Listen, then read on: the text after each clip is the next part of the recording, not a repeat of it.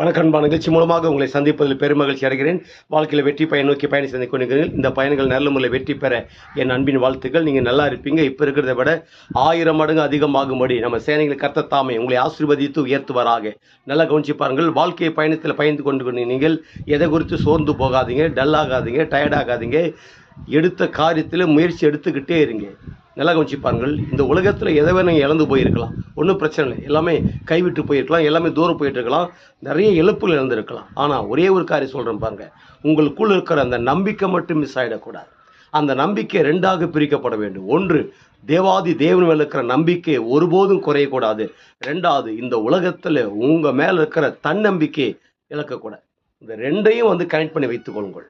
ஏன்னா எந்த விதத்தில் தேவன் மேலே இருக்கிற நம்பிக்கை உங்களுக்கு குறையாது. ஆனால் உங்கள் மேலே உங்களுக்கே ஒரு சலிப்பு உண்டாயிடும்.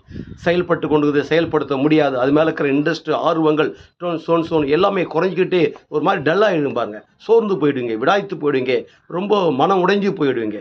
ஆனால் அதெல்லாம் எதை காட்டுகிறது என்றால் உங்கள் மேலே இருக்கிற தன்னம்பிக்கை குறைந்திருக்கதை காட்டுகிறது. நான் சொல்லுகிறேன், எதை குறித்து சோர்ந்து போகாதபடிக்கு உங்களை நீங்கள் நம்ப ஆரம்பிங்க. வானம் கொள்ளாத தேவன் உங்கள் பட்சத்தில் இருக்கிறார். அதில் தன்னம்பிக்கை வளர்த்து கொள்ளுங்கள். இந்த உலகம் எந்த அளவுக்கு உங்களை வெறுக்கிறதோ, உலகத்தில் இருக்கிற மனுஷங்க எந்த அளவுக்கு வெறுக்கிறாங்களோ அந்த அளவுக்கு நீங்கள் நேசிக்க பழகுங்கள். உங்களை நீங்கள் நேசிக்க என்ன ஆகும் என்றால் உங்களுக்குள் இருக்கிற அந்த ஆழமான கற்றுக்கொண்ட அறிவு அப்போ தான் வேலை செய்யும். உங்கள் மேலே இருக்கிற நம்பிக்கை குறைஞ்சிச்சா நீங்கள் என்னதான் கற்றிருந்தாலும் உங்களுக்குள் இருக்கிற அந்த கற்றிருக்கிற அந்த அறிவு ஒர்க் அவுட் பண்ணவே பண்ணாது. அதனால் உங்கள் மேலே இருக்கிற நம்பிக்கை அதிகரித்து பாருங்கள். நீங்கள் கற்றிருக்கிற அறிவு வேறு லெவலில் வேலை செய்யும். அப்படி வேறு லெவலில் வேலை செய்யும் என்ன நடக்கிறது தெரியுமா?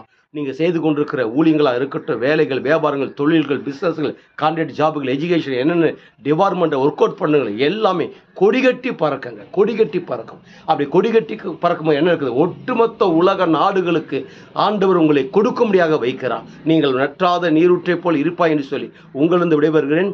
உங்கள் நண்பன் ரவி, பெரியபாளையம்.